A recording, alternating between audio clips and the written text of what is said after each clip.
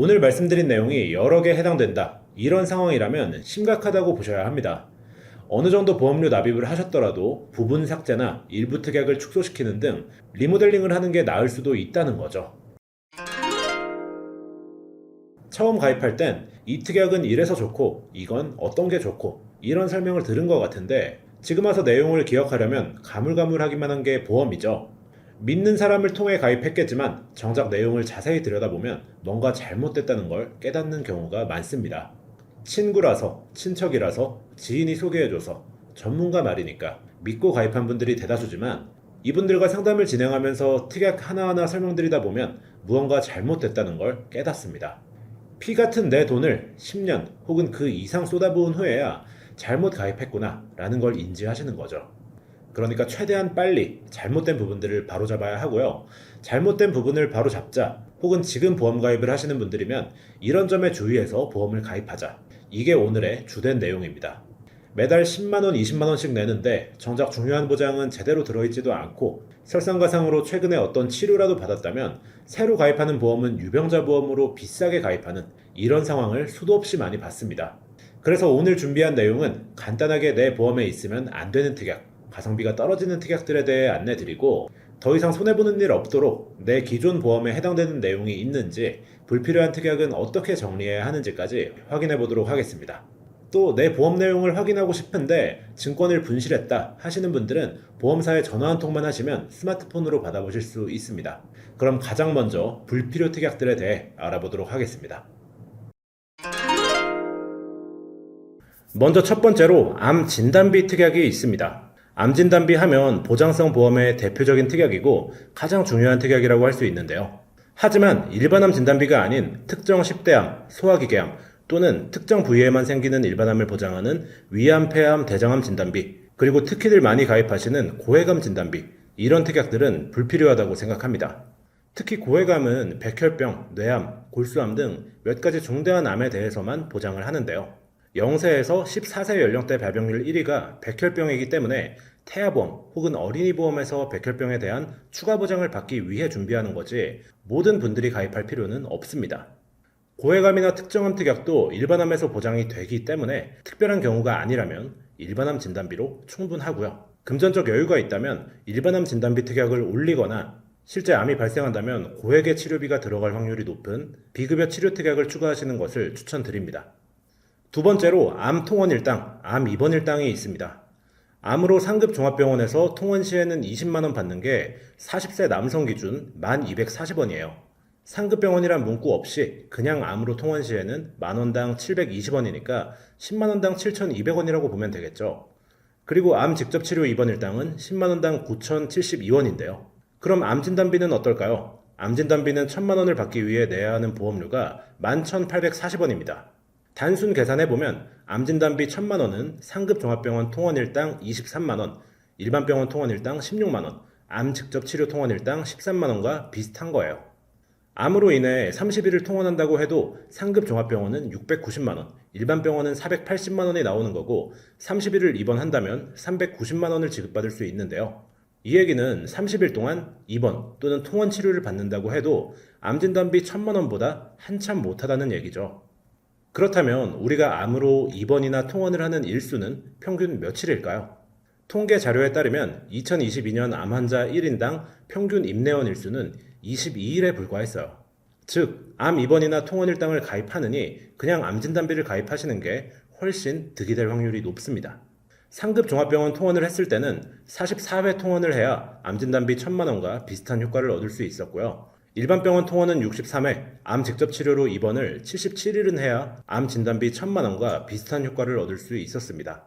종합병원에 가시거나 병원급, 의원급으로 가시게 되면 암 통원 특약으로 보장을 받아야 하는데 앞에서 보셨다시피 효율성이 더 떨어지는 특약이에요.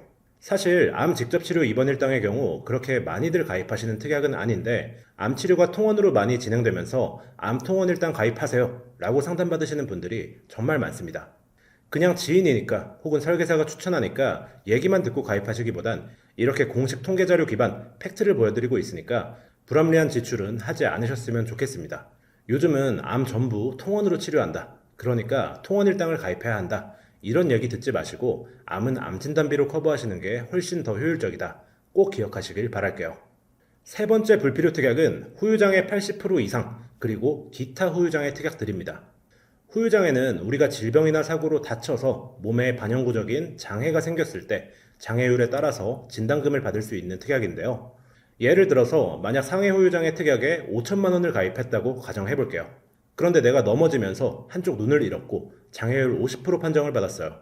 그럼 가입금액 5천에서 한쪽 눈 실명에 대한 장애율 50%, 즉 5천만 원의 50%인 2,500만 원을 받을 수 있습니다. 그런데 만약 후유장애 특약 중에 80% 이상이라고 적힌 특약을 가입했다면 얼마가 나올까요? 한 푼도 나오지 않습니다. 이 특약은 무조건 장애율 80%가 넘어야지만 보험금을 지급받을 수 있기 때문이에요. 한쪽 눈이 실명돼도 50%인데 80% 이상은 훨씬 커다란 장애가 남아야 받을 수 있겠죠. 또 후유장애 특약 중에 교통사고라는 단어가 포함되어 있는 경우도 있어요. 이런 경우에는 말 그대로 교통사고로 장애를 입어야지만 보장을 받을 수 있습니다. 그럼 당연히 보장받을 수 있는 범위가 좁아지니까 보험금을 받을 수 있는 확률도 낮아지겠죠. 그래서 80% 이상 후유장애 그리고 후유장애 앞에 특정한 상황일 때만 지급되는 특약들은 비추천드리는 특약이고요. 상해나 질병으로 생길 수 있는 후유장애에 가입하실 땐 특약명 뒤에 3%가 붙어 있는지 확인을 하시면 됩니다. 앞서 말씀드린 80% 이상이 아니라 3% 이상만 받아도 해당되는 보험금을 지급받을 수 있거든요. 네 번째 불필요 특약은 1에서 8종 수술비 특약입니다. 이 종수술비 특약은 과거 1,3종 수술비에서 1,5종 수술비로 조금 더 세분화됐고 현재는 1,5종을 판매하는 곳도 있지만 이걸 없애고 1,7종 혹은 1,8종 수술비를 판매하는 곳도 있는데요. 이게 과연 숫자가 늘어날수록 우리에게 유리한 걸까요? 결론부터 말씀드리면 전혀 아닙니다. 이름만 비슷하지 완전히 다른 수술비예요. 해당 수술비의 가장 큰 문제점은 비급여 수술이 보장이 안 된다는 점입니다. 비급여란 건강보험 혜택이 적용되지 않는 치료비를 얘기하고 병원에서 자체적으로 금액을 정하기 때문에 병원마다 금액 차이가 존재하는 항목이에요. 대표적인 비급여 수술로는 다빈치 로봇 수술이 있고 하이프 수술, 맘모톰 수술 등 다 비급여에 속하기 때문에 보장받을 수 없고요. 현재 약관에는 없고 앞으로 나가게 될 신기술 치료, 그리고 급여였다가 비급여 항목으로 바뀐다거나 하는 경우에도 보상을 받을 수가 없습니다. 그럼 1호종 수술비는 어떨까요? 미용 목적이나 항문질환 등 일부 빠지는 수술이 있긴 하지만 대부분의 수술, 그러니까 급여든 비급여든 관열이든 비관열이든 심지어 새롭게 나오게 될 수술이나 지금은 급여지만 나중에 비급여로 바뀌는 수술까지도 전부 보장받을 수 있습니다. 숫자가 늘어났다고 해서 무조건 좋다고 생각할 게 아니라 보장 내용까지 꼼꼼히 확인해 보시고 가입하시길 바라겠습니다. 불필요 특약 다섯 번째는 사망 특약입니다. 여러분들은 살아있을 때 잘 보장받는 것과 죽고 나서 나오는 사망보험금, 이 중에서 어떤 게 더 중요하다고 생각하시나요? 대부분의 사람들은 살아있을 때가 더 중요하다고 생각을 할 겁니다. 당장 치료비가 없어서 효과적인 치료를 받지 못하고 있는 상황인데 사망보험금만 몇 억이 준비되어 있다면 아무 의미도 없겠죠. 우선적으로 중요한 건 내가 살아있을 때 잘 보장을 받는 보험이라고 생각해요. 질병으로 아프고 상해로 다치게 된다면 병원비도 필요하고요. 상태에 따라서 경제활동을 중단해야 하는 상황에 놓이게 된다면 소득은 줄어들고 대출금, 할부금, 생활비, 양육비까지 훨씬 더 큰 부담으로 다가올 겁니다. 그런데 요즘 종합보험을 가입하면서 내가 가장이니까 질병 사망과 상해 사망을 좀 추가해서 가입하는 게 낫지 않을까 이런 생각을 하시는 경우가 많이 있는데요. 종합보험에서 추가하는 질병 사망 특약은 몇 가지 치명적인 단점이 있습니다. 간단하게 말씀드리면 가격이 비싸고요. 최대 만기 나이는 80세가 끝이에요. 실제 설계안을 한번 살펴보겠습니다. 80세 전까지 질병으로 사망 시 3천만 원을 보장받기 위해서 여러분들이 월 내야 하는 보험료가 게다가 앞에서 말씀드렸듯 설정할 수 있는 최대 만기 나이는 80세, 즉 80세 이후에 질병으로 사망한다면 보험금을 전혀 지급받을 수 없는 거예요. 늘어가는 평균 수명을 생각해보면 받지 못할 확률도 높은데 보험료는 굉장히 부담되는 상황인 거죠. 따라서 건강보험에는 질병 사망을 넣을 필요가 없고요. 혹시라도 사망보장을 좀 전문적으로 원하시는 분들은 질병 사망이 아닌 정기보험 또는 종신보험을 선택하시는 게 맞습니다. 개인적으로 그 중에서도 종신보험보다 정기보험을 준비하는 게 좀 더 합리적이라고 생각하는데요. 내 아이가 성인이 될 때까지 혹은 30세가 될 때까지 이런 식으로 기간을 정해놓고 보장받을 수 있기 때문에 가격이 종신보험 대비 훨씬 저렴합니다. 반면 종신보험의 경우엔 보장기간이 사망 시까지죠. 언젠간 무조건 보장을 받을 수 있다는 점이 장점인 반면 가격 역시 그만큼 훨씬 비쌉니다. 사망보장은 결국 남겨질 가족들을 위한 책임감이다 라는 얘기도 있죠. 가장이나 부모의 사망은 내 아이가 성인이 되기 전, 즉 어릴 때일수록 타격이 클 텐데요. 이 시기만 굉장히 부담 없는 가격으로 보장받을 수 있는 정기보험이 좀 더 합리적인 선택지라고 생각하고요. 물론 여유가 된다면 종신보험을 비교하고 저렴한 곳으로 어느 정도 준비하는 것도 좋은 방법이지만 이 종신보험에 10만 원에서 많게는 수십만 원 이렇게 돈을 쓰기에는 사실 현실적으로는 좀 힘든 경우가 대부분이잖아요. 내 아이가 스스로 자립할 수 있는 나이까지만 나의 사망이라는 리스크에 부담 없이 대비하는 정기보험을 조금 더 추천드립니다. 여섯 번째 불필요 특약은 응급실 진료비 특약입니다. 근데 응급실에 가게 되면 병원비가 많이 나오지 않나요? 하시는 경우도 있는데 맞습니다. 응급실은 한번 다녀오면 간단한 검사나 처치만 했는데도 적게는 몇만 원에서 많게는 몇십만 원 이상 나온 경험을 하신 분들이 주변에 한 분쯤은 계실 거예요. 하지만 여러분, 응급실 비용도 실손보험에서 대부분은 보상받을 수 있어요. 따라서 응급실 특약을 따로 준비할 필요는 없다고 생각합니다. 그런데 여기서 예외사항도 한번 보셔야 되는데요. 실비는 가입 시기에 따라서 1세대, 2세대, 3세대, 그리고 현재 판매 중인 4세대 실비로 구분됩니다. 응급실은 응급과 비응급으로 나뉘게 되는데 비응급인 경우에는 앞서 말씀드린 4세대 실비에서는 보장이 되지 않습니다. 따라서 내 보험 가입 상태에 따라서 구성 여부를 결정하셔야 하는 건데요. 하지만 가장 중요한 것은 우선순위가 되는 특약들을 먼저 준비하신 뒤에 그 다음 충분히 고민하셔서 준비하시는 게 중요합니다. 그러니까 응급실 특약은 태아보험이나 자녀가 성장 시기일 때 이럴 때만 추천하는 특약이고요. 일반적인 경우에는 비추천드리는 특약입니다. 본 광고는 광고심의 기준을 준수하였으며 유효기간은 10일로부터 1년입니다. 그럼 여기까지 불필요한 특약들에 대해 알아봤다면 반대로 없어서는 안 되는 꼭 필요한 특약들을 간단히 확인해보고 혹시나 내 옛날 보험에 불필요한 특약이 들어있는 분들을 위해 기존 보험을 해지하지 않으면서 불필요한 부분만 도려내는 방법도 함께 안내해드리도록 하겠습니다.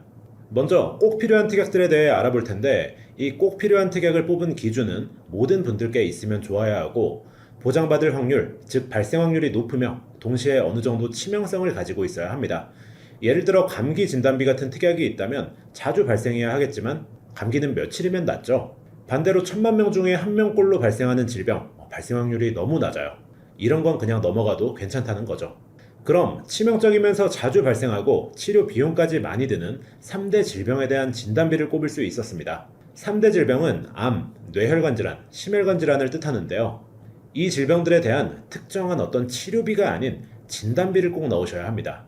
진단비는 해당 질병을 진단받으면 선지급이 되는 특약이지만 특정 치료 특약, 예를 들어 항암 약물 치료비는 암에 걸리고 수많은 검사를 하고 수많은 치료 중에서 약물 치료를 받아야만 지급받을 수 있는 특약이죠. 꼭 필요한 특약 첫 번째는 이 3대 진단비 특약입니다.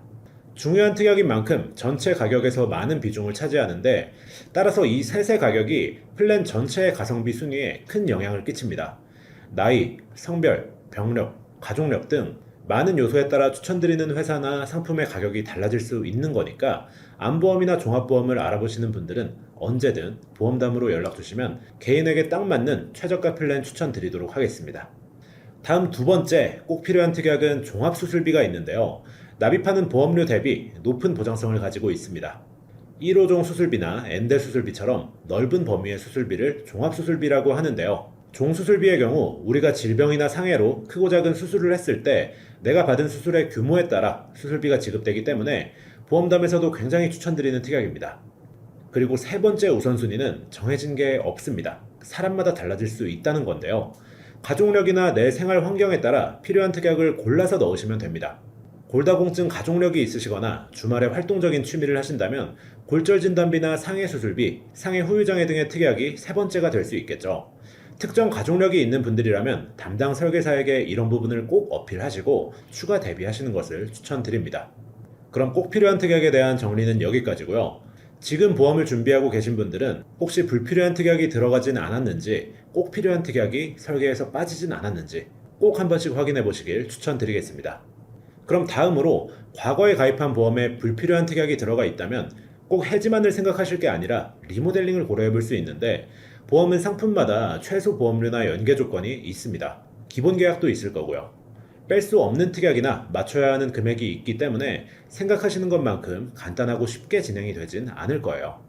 콜센터를 통해서 배설을 진행하셔야 하는데 배설을 잘 하기 위해서 기초적으로 배설할 항목들과 어떻게 물어봐야 하고 어떻게 요청해야 하는지 알려드릴게요.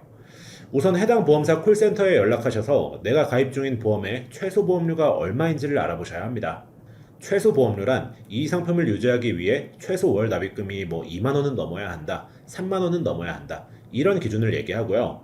그 기준에 따라서 후순위 특약들을 빼거나 줄이는 방식으로 진행하시면 됩니다. 가장 먼저 배설을 생각하셔야 하는 부분은 아직 연령이 높지 않음에도 갱신형으로 준비된 무슨 진단비라든지 수술비, 입원 일당 등이 되겠습니다. 갱신형이란 일정 기간마다 보험료를 재산출하여 변동되는 보험료를 계속해서 납입해야 하는 구조인데요. 진단비나 수술비는 여러 가지 요인 중 나이로 인한 보험료 증액이 높은 편에 속하는 특약들입니다. 결국 시작은 몇천 원대로 내셨더라도 노년이 될수록 발생률이 올라가는 질병담보 특성상 보험료가 많이 높아지게 될 가능성이 있고요. 그로 인해 유지가 힘들어질 수도 있는 겁니다. 아무리 좋은 특약이라도 노후에 유지를 못한다면 아무 소용이 없겠죠. 이렇게 안정적이지 못한 특성들 때문에 보험 가입이 가능한 나이라면 이걸 먼저 배서해주는 게 좋을 것 같고요. 특약 이름에 만약 중대한, 특정한, 심한 이런 수식이 붙은 특약들은 그만큼 보장받는 조건도 까다로워지는 거기 때문에 제거하시는 것을 추천드립니다. 또 다음으로는 사망과 관련된 특약들이 있는데요. 비교적 매우 비싼 편에 속하고 사망 시에만 보장하기 때문에 개인적인 의견으로는 살아있을 때 보장을 받는 것이 더 먼저라고 생각합니다. 그래서 이 부분을 먼저 정리하시는 것도 보험료를 크게 절감할 수 있는 좋은 방법이에요. 이렇게 말씀드린 내용의 특약들을 배서하여 어느 정도 최소 보험료에 맞춘 상태로 남은 기간 동안 보험을 가지고 가신다면 보험료는 좀 낮추고 보장은 좋은 특약들을 살리는 최선의 리모델링이 가능할 겁니다. 오늘은 여기까지 내 보험에 넣어서는 안 되는 불필요한 특약과 꼭 넣으셔야 하는 중요한 특약, 그리고 리모델링 방법까지 안내해 드렸는데요. 혹시 여러분 보험에도 불필요한 특약이 들어있지는 않은지 꼭 체크해 보시길 바라겠습니다. 만약 오늘 말씀드렸던 불필요 특약들을 여러 개 가지고 있다, 이런 상황이라면 정말 불필요하다고 생각되는 것들이니까 마지막에 안내 드린 대로 리모델링도 심각하게 고민해 보셔야 합니다. 어느 정도 보험료 납입을 하셨더라도 부분 삭제나 일부 특약을 축소시키는 게 나을 수도 있으니까요. 제가 항상 드리는 말씀이 보험은 금융상품이지만 저축도 아니고 재테크라고 생각하셔도 안 된다는 얘기입니다. 불확실한 미래의 위협, 여기로부터의 보호를 돈 내고 구입하는 소비라고 생각하셔야 돼요. 과하게 가입하실 이유가 전혀 없습니다. 오늘 영상을 보시고 이렇게 제대로 된 설계가 필요한 분들은 카카오톡 채널 검색에 보험담을 검색해 주시거나 위 번호로 연락 주시면 언제든 친절하게 상담 드리도록 하겠습니다. 오늘 영상이 도움이 되셨다면 구독과 좋아요, 앞으로도 유용한 정보를 받아보고 싶으시다면 알림 설정까지 눌러주시면 되겠고요. 저는 다음 시간에 더 좋은 내용, 더 유익한 영상으로 찾아오도록 하겠습니다. 감사합니다. 본 광고는 광고심의 기준을 준수하였으며 유효기간은 10일로부터 1년입니다.